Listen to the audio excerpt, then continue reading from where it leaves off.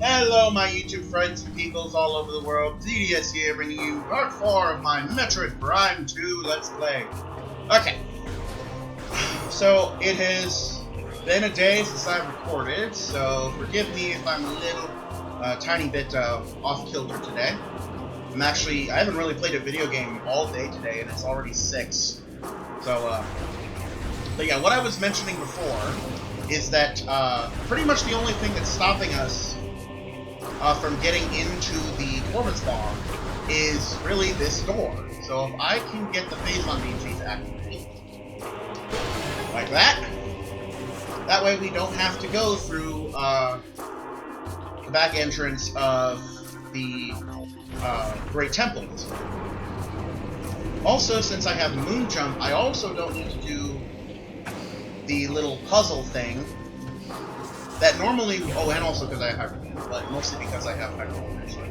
I don't have to do the stupid puzzle thing in the Dark World of this part of the game. Hold on, I might have to take a minute to... There we go.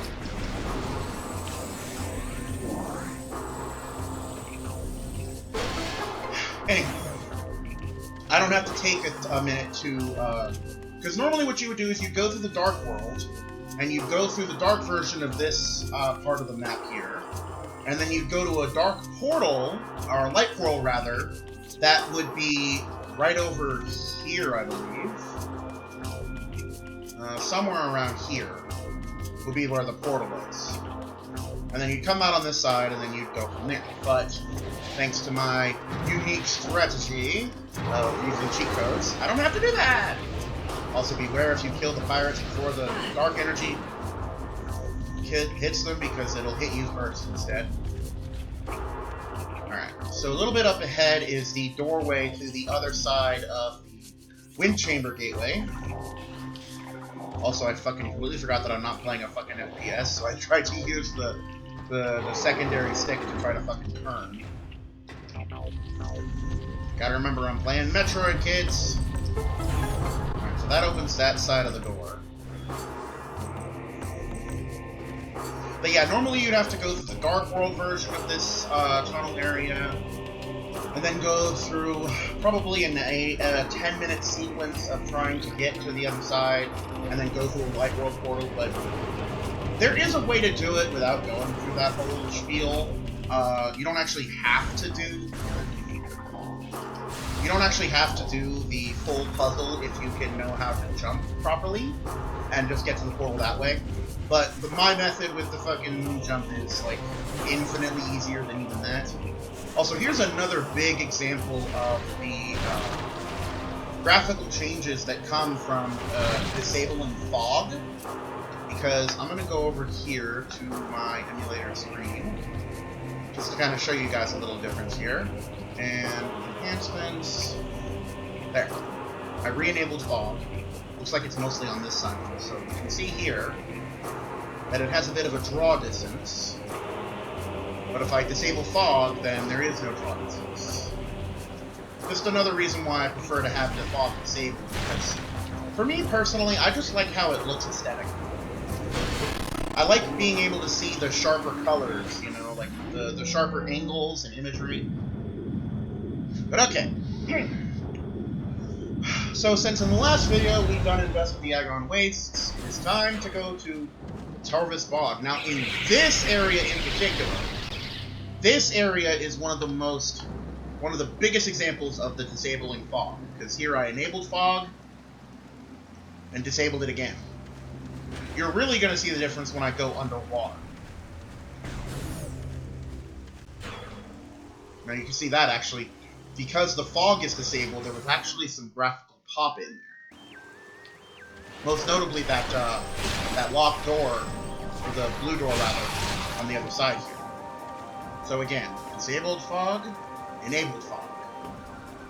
Now I'm going to go underwater here, real quick, and you can see a huge fucking difference. This is the biggest example of the visual difference between enabling and disabling the fog, is that you can see perfectly clearly underwater. With Moon Jump, it also allows me to get to this easier. Also, with the moon jump, we're actually going to completely skip one of the bosses, probably. Yep, see, there goes the graphical pop again. So, what we need to do is we need to get to the dark door over here. I probably should have saved the game just now, but eh. Alright. Over here as well, there's going to be a missile expansion we can grab right off the bat since it's moving up. Normally, this missile expansion would require you to use the grapple point that's right over here. But, fuck that. I make the rules, damn it! Alright, this is also one of the rooms here where Moon Jump comes in very handy. Because normally what you're tasked to do is to go all the way across the room here. You're supposed to go through the missile door here and make a big berth around to get to the door that I'm standing over. But in this case, we can just go ahead and... we don't even have to do that much. We can actually just levitate over to it. Also, inside of this little tree tunnel, there will be a power bomb, so I'll grab that real fast. And power bomb acquired. Now, for the sake of just making sure that that room is available, I will go through the normal way real quick. Because I do have to come through here later anyway. And then I'll just appear on the other side of this door, and I'll go from there. We're also going to be needing to come back in there from a light portal in the dark world in this room. Whoa. Okay, see graphical pop in again. That is the downside when it comes to disabling fog in Metroid Prime 2, is that you do get quite a lot of graphics pop. Now I'm just going to register that I've been in here. All of you go along. You know, for the sake of it now, I will save, because that earlier game discovery was a little annoying.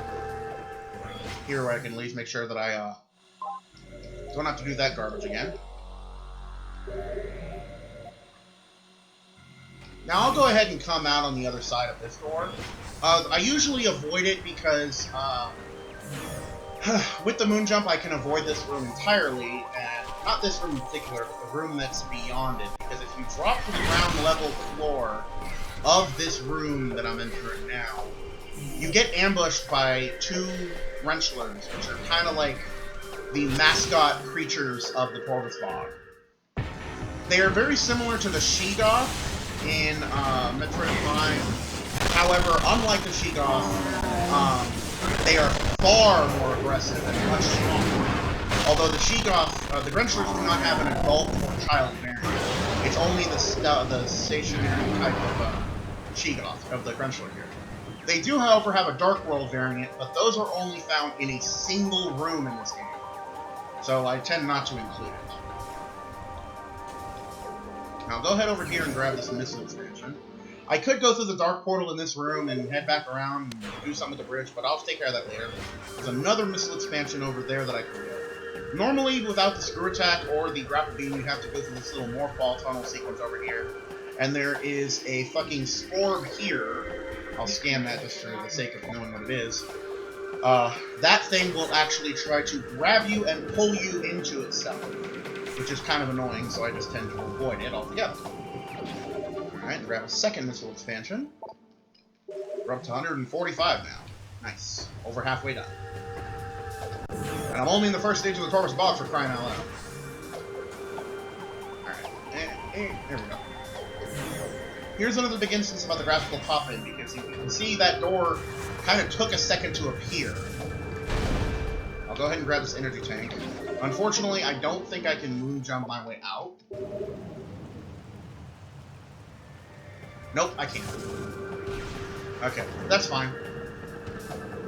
Yeah, for some reason you can't do that. I really couldn't understand why, but I guess it just was implemented that way for some bizarre reason. Again, I ain't no game developer, so I don't fucking know. I might plan on being one eventually, though. That'd be nice. Probably a very fucking hard career to do, though. But I would like to be involved in the process of making a game at some point. Even if all I am is the story director or something like that, or the animation director. Or hell, even if I'm just a contributor. I think that's cool. Alright, let me look up here. Yep, just pops in there. Alright. So here we're basically gonna get fucking ambushed by arrow pirates.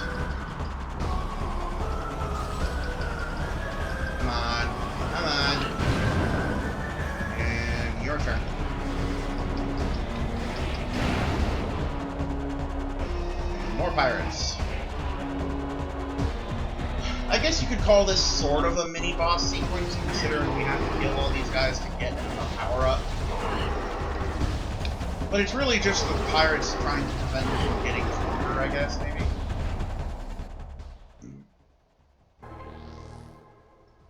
Hard to say, to be honest.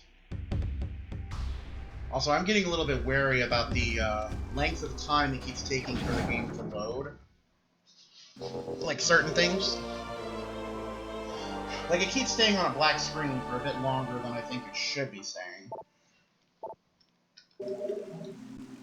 Alright. There we go. So now we have the super missiles.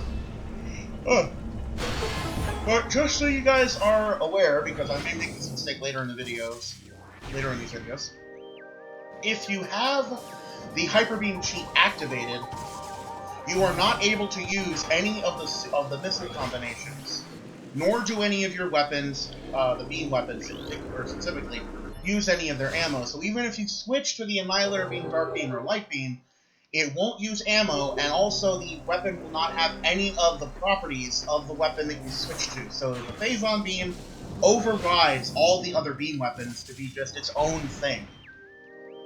You can fire it at the same rate as the Power Beam, of course. But again, you can't use Super Missiles, you can't use Dark Burst, Sunburst, or Sonic Boom. Not that you really need to, though. I mean, the Hyper Beam can pretty much KO every regular enemy with one shot, maybe two, if they're really tough. Okay, so now we need to head to the next very annoying boss. Although first I'm going to go ahead and register that I went through this door first. Now, as soon as you get the Super Missiles, there's really two ways you can head to. You can either head through this tunnel, which will take you to the underwater area, the underwater temple of Phazon. Or, which is the way that it makes you go, you have to actually go this way, because although you can head in that direction, there is a Seeker Missile door, as well as other obstacles that prevent you from getting to where you want to be. Now with the moon jump I can avoid that, but I'm actually going to go ahead and just head through here naturally anyway, because I'd rather just get rid of the Beast Guardian off of that instead of having to fuck with it later. Also, anytime there's very little music, it makes me nervous. So yeah, these are the light versions of the pirates now that we're actually fighting. They are weak to the Dark Beam for the most part. If you just fire a fully charged shot of the Dark Beam at them, and then shoot a missile at them afterwards, they'll die. Also, these here are like, I think they're like some kind of tendril. Exposure to radiation will weaken the tree. Several parts of the tree have begun to rot due to exposure to Phazon and Denzium. So those trees that tree will now fall and somehow do that. I'd love to know how that happens, but it's video games. They don't want to tell you. That's fine. Oh! And so the yawning begins. 13 minutes in. Alright, there is one more expansion that I can get before I face the Beast Guardian. And it's actually right over here. You can't get this normally without the screw attack, but behind this tree trunk here, and if you take this platform over, you can grab an energy tank. Again, you need the screw attack to normally reach this platform because it doesn't go... See, it doesn't go close enough to the platform to actually register it. Go ahead and hit the portal.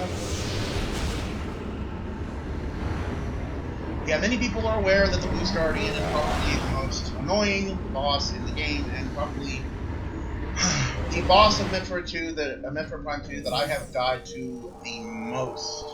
Out of every boss in this game, I've died to the fucking Beast Guardian the most times for two reasons in particular. Number one is, of course, because of the boss's pattern. In the original Metroid Prime 2, you don't have a way to jump in Morph Ball mode. Or at least not doing that without laying a bomb. In Metroid Prime Trilogy, you can jump by flicking up the Wii Remote, which does make the Prime 2 boss a little bit easier. It absolutely snaps in half the fucking Spider-Ball Guardian. And you guys will see that when I get to do that boss at the beginning of the Sanctuary Fortress. But also, the area in which the Boost Ball Guardian is incredibly small. There are no healing crystals. There's no light crystals anywhere near. And the thing is crazy fucking fast. Not to mention, the biggest reason that I had so much trouble with it, and why a lot of people have trouble with it, is that the maximum amount of energy tanks that you can have without sequence breaking before fighting the Boost Guardian is 5. You heard me, 5. You cannot have more than 5 energy tanks before fighting the Boost Ball Guardian. But thankfully enough, I don't have to worry about that because I have Phazon Beam and everything dies! So that makes me very happy. Maybe I should do a video just on Metroid Prime 2 bosses being utterly annihilated with the fucking Hyper Beam. Like, the Hyper Beam even works on these things, which are only destructible with the Boost Ball, for crying out loud. Yeah, just give you a bird's eye view. This is how fucking small the arena is. It's tiny. But with the Boost Ball in hand, I guess, quote-unquote, we can now go up half pipes. Granted, of course, with the moon jump, going off half pipes is not exactly an issue. However, the Boost Ball's real exception that it can only do is to activate kinetic orb switches. There's plenty of those. Actually, let me read this guy's description. Ing biomatter present in subject was in the final stages of the possession when her life signs went critical. Subject death was fatal to the Ing as well. Okay. I just couldn't remember that entry. I just wanted to read it, because that's just a random Luminoff in the dark zone. Come on. Alright, that's not how the Boost Ball is supposed to work, but whatever. Oh, my eyes are watering here.